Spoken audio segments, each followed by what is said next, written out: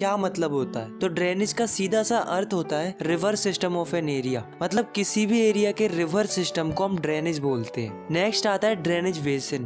तो ये drainage basin क्या होता है? देखो, जैसे मान लो कोई रिवर है, उसकी कई सारी ट्रिब्यूटरीज भी होंगी और कई सारी डिस्ट्रीब्यूटरीज भी होंगी। तो ये जो सिस्टम होता है किसी भी रिवर का, उसे हम ड्रेनेज बेसिन बोलते हैं। नेक्स्ट आता है वाटर डिवाइड। नाम से ही पता चल रहा है कि इसमें वाटर को डिवाइड करने की बात की जा रही है। जैसे कि आप इस डायग्राम में देखो, यहाँ पर आपको दो ड्रेनेज बेसिन दिख रहे हैं, पहला है ये वाला और दूसरा है ये वाला। अब जो भी इन ड्रेनेज बेसिन को डिवाइड करता है उसे हम वाटर डिवाइड कहते हैं। और ये वाटर डिवाइड कुछ भी हो सकते हैं, जैसे कि माउंटेन हो सकते हैं, कोई ऊंची उठी जमीन हो सकती है। तो हम लिख सकते हैं कि एनी अपलैंड और a mountain separating two adjoining drainage basin is known as water divide. अब दोस्तों हमारे चैप्टर का नेक्स्ट टॉपिक आता है जो कि है ड्रेनेज सिस्टम इन इंडिया। इसको हम एक और नाम दे सकते हैं जो कि है रिवर सिस्टम ऑफ इंडिया। मतलब हम इसमें इंडिया की रिवर्स के बारे में बात करने वाले हैं। इंडिया की रिवर्स दो ग्रुप्स में बटी हुई हैं। पहली हिमालयन रिवर्स और दूसरी peninsular reverse. Himalayan reverse Himalaya से निकलती है और पेनिनसुलर रिवर पेनिनसुलर प्लेटू से निकलती है। हिमालयन रिवर्स पेरेनियल होती है, मतलब इन्हें पूरी साल भर पानी रहता है, क्योंकि इन्हें दो जगहों से पानी मिलता है, एक तो बरसात से, और जब बरसात नहीं होती है तब इन्हें पहाड़ों की बर्फ से पानी मिल जाता है। इसलिए हिमालयन रिवर्स में हमेशा पानी रहता है। वहीं जो पेनिनसुलर रिवर्स होती हैं वो सीजनल होती हैं, मतलब इन्हें साल के कुछ ही महीनों में पानी रहता है, खास करके उन महीनों में जिन महीनों में बरसात होती है। बाकी महीनों में इनका पानी सूख जाता है या फिर इनका वाटर फ्लो कम हो जाता है। हिमालयन रिवर्स बहुत बड़ी होती है और जो पेनिनसुलर रिवर होती है वो जनरली छोटी होती है as compared to Himalayan river.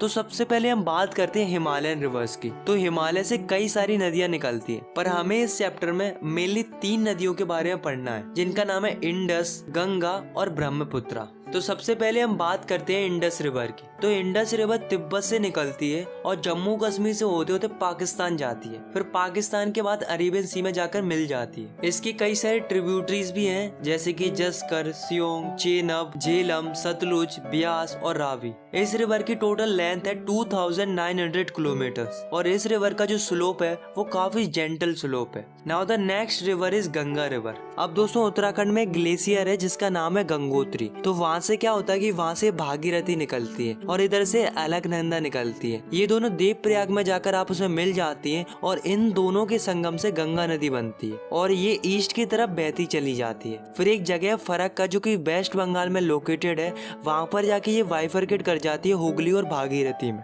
Hooghly Calcutta से होकर बे ऑफ बंगाल में मिल जाती है और जो गंगा की मेन स्ट्रीम होती है यानी कि भागीरथी, वो बांग्लादेश में जाकर ब्रह्मपुत्र रिवर से मिल जाती है और इन दोनों रिवर के मिलने से मेघना रिवर बनती है और फिर ये मेघना रिवर बहती हुई बे ऑफ बंगाल में मिल जाती है। और इन रिवर्स का जो डेल्टा बनता है वो है सुंदरबन डेल्टा। और आपको जानकर हैरानी होगी कि सुंदरबन डेल्टा इस दुनिया का सबसे बड़ा रिवर डेल्टा है। गंगा ही कई सारे ट्रिब्यूटरीज भी हैं जो कि गंगा को ज्वाइन करती हैं जब गंगा फ्लो करती है, जैसे कि यमुना, घाघरा, गंधक, कोसी, चंबल, बेतवा और सोन। गंगा की टोटल लेंथ है 2500 किलोमीटर।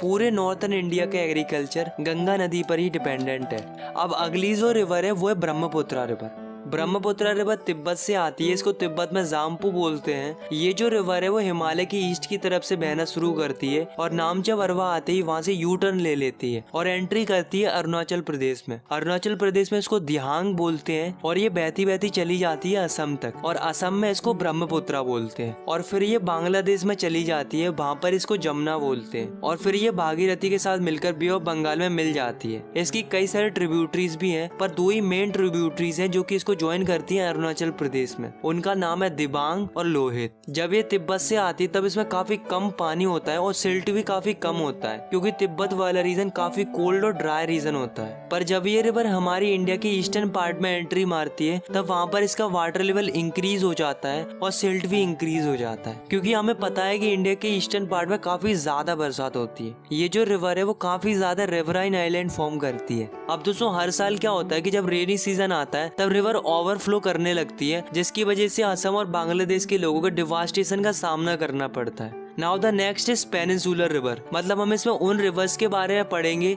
जो कि इंडिया के पेनिनसुलर रीजन से निकलती है। इंडिया के पेनिनसुलर रीजन में ज्यादातर रिवर वेस्टर्न घाट से निकलती हैं और ईस्ट की तरफ फ्लो करती हैं, जैसे कि महानदी, गोदावरी, कृष्णा एंड कावेरी। और केवल नर्मदा और तापी दो बड़ी रिवर हैं जो कि वेस्ट की तरफ फ्लो करती हैं और एस्चुरीज बनाती हैं। तो सबसे पहले हम बात करते हैं नर्मदा रिवर की। तो नर्मदा रिवर मध्य प्रदेश के अमरकंटक हिल से निकलती है और वेस्ट की तरफ बहती चली जाती है, फिर गुजरात से होकर अरेबियन सी में मिल जाती है। नर्मदा रिवर अपने रास्ते में बहुत सारी अट्रैक्टिव लोकेशन बनाती है, जैसे कि धुआंधार फॉल्स और मार्बल रॉक्स। नेक्स्ट है Tapi river. Tapi river Satpura ranges से बहती है। ये जो रिवर है वो नर्मदा रिवर के पैरेलल फ्लो करती है और महाराष्ट्र और गुजरात से होकर अरेबियन सी में चली जाती है, बट इसकी जो लेंथ होती है वो छोटी होती है नर्मदा रिवर से। अब दोस्तों और भी कुछ छोटी छोटी रिवर्स हैं जो कि वेस्ट की तरफ फ्लो करती हैं, जैसे कि साबरमती, माही, भारतपूर्णा, प्रियार। अब हम बात करते हैं गोदावरी रिवर की। तो गोदावरी रिवर महाराष्ट्र के नासिक से शुरू होकर बे ऑफ बंगाल में चली जाती है। ये जो रिवर है वो इंडिया के पेनिनसुलर रीजन की सबसे बड़ी रिवर है। इसकी टोटल लेंथ है 1500 किलोमीटर, इसलिए इसे दक्षिण गंगा भी कहते हैं। अगर हम बात करें इसकी ट्रिब्यूटरीज की, तो इसकी ट्रिब्यूटरीज हैं Purna, Wardha, Pranhita, Manjra, Wainganga and Penganga. Now the next river is Mahanadi. तो महानदी छत्तीसगढ़ के हाईलैंड रीजन से निकलती है और उड़ीसा से होते होते बे ऑफ बंगाल में चली जाती है। इस रिवर की टोटल लेंथ है 860 किलोमीटर। अगली जो रिवर है वो है कृष्णा रिवर। कृष्णा रिवर महाबलेश्वर से शुरू होती है और बहते बहते बे ऑफ बंगाल में मिल जाती है। इसकी जो ट्रिब्यूटरीज है वो है तंगभद्रा, कोयना, घटप्रभा, मूसी एंड भीमा। इस रिवर की टोटल लेंथ है 1400 किलोमीटर्स। नेक्स्ट है Kaveri river. Kaveri river western Ghat की ब्रह्मगिरी हिल से बहना शुरू करती है और तमिलनाडु के कुंडालोर से होकर बे ऑफ बंगाल में मिल जाती है। इसकी टोटल लेंथ है 760 किलोमीटर्स। अगर हम इसकी ट्रिब्यूटरीज की बात करें तो इसकी ट्रिब्यूटरीज हैं अमरावती, भवानी,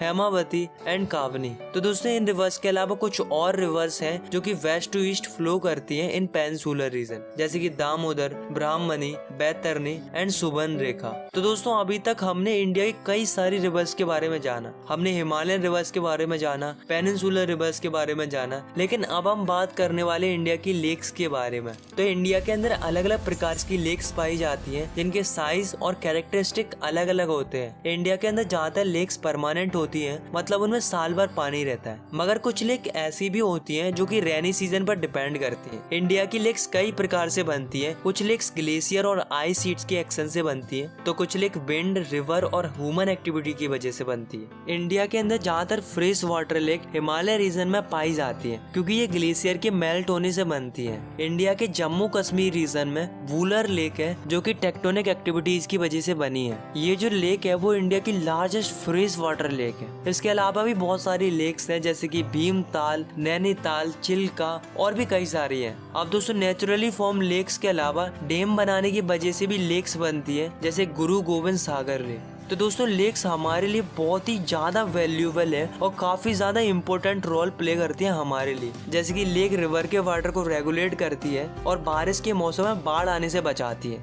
लेक की मदद से हम इलेक्ट्रिसिटी जनरेट कर पाते हैं by developing hydro power plant. Lakes अपने आसपास के क्लाइमेट को मॉडरेट करते हैं और एक्वाटिक इकोसिस्टम को भी मेंटेन रखते हैं। लेक्स किसी भी जगह की खूबसूरती को बढ़ाते हैं, जिसकी वजह से टूरिज्म को भी बढ़ावा मिलता है। लेक्स के अलावा रिवर्स भी हमारी इकोनॉमी के लिए काफी ज्यादा इम्पोर्टेंट रोल प्ले करते हैं, क्योंकि रिवर्स का पानी हम इरिगेशन के लिए यूज करते हैं, नेविगेशन के लिए इस्तेमाल करते हैं और हाइड्रो पावर जनरेशन के लिए भी इस्तेमाल करते हैं। लेकिन दोस्तों लोग अपने फायदे के लिए इन रिवर्स को बर्बाद कर रहे हैं। Domestic, municipal, industrial and agriculture के लिए पानी की डिमांड बढ़ रही है, तो लोग क्या कर रहे हैं, काफी ज्यादा क्वांटिटी में पानी निकाल रहे हैं नदियों से, जिसकी वजह से जो वाटर लेवल है नदियों का वो डिक्रीज हो रहा है। और जो इंडस्ट्रीज होती है उनका जो गंदा पानी निकलता है उसे सीधा नदियों में डाल दिया जाता है, जिससे हमारी रिवर्स पॉल्यूट होती जा रही है और पानी की क्वांटिटी भी डिक्रीज होती जा रही है। और ये गंदगी इतनी ज्यादा हो रही है कि रिवर्स अपने पानी को सेल्फ क्लींस भी नहीं कर पा रही है। तो इसके लिए हमें और हमारी गवर्नमेंट को इस पर ध्यान देना होगा, जिससे हमारी रिवर्स और लेक्स हमेशा साफ बनी रहे।